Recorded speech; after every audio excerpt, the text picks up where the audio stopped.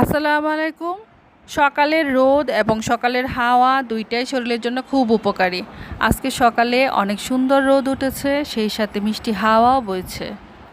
আমি ছাদে আসছি, আমার করলা গাছে অনেকগুলা করলা হয়েছে, এই করলাগুলো উঠাবো। আমরা প্রায় সবাই করলার উপকারিতা সম্পর্কে জানি এবং করলা খেতে অনেকেই পছন্দ করি, কিন্তু করলা পাতার ব্যবহার সম্পর্কে আমরা অনেকেই জানি না এবং এই করলা পাতাটা আমরা অনেকেই খাই না।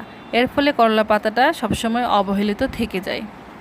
অথচ করলা এবং করলা পাতা দুইটাই কিন্তু একই কাজ করে। করলা খেলে শরীরে রোগ প্রতিরোধ ক্ষমতা বাড়ে, করলা পাতা খেলেও রোগ প্রতিরোধ ক্ষমতা বাড়ে। করলা ক্যান্সার প্রতিরোধ করতে সাহায্য করে, করলা পাতাটাও ক্যান্সার প্রতিরোধে সাহায্য করে।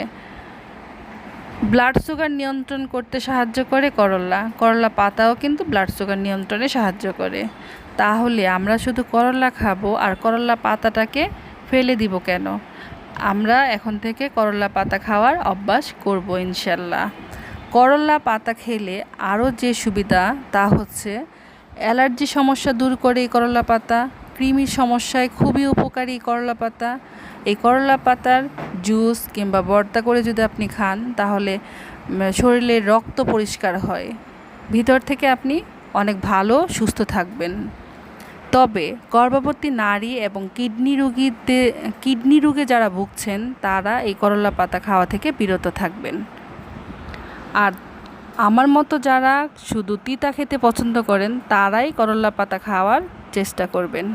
ভালো থাকবেন। আল্লাহ হাফেজ।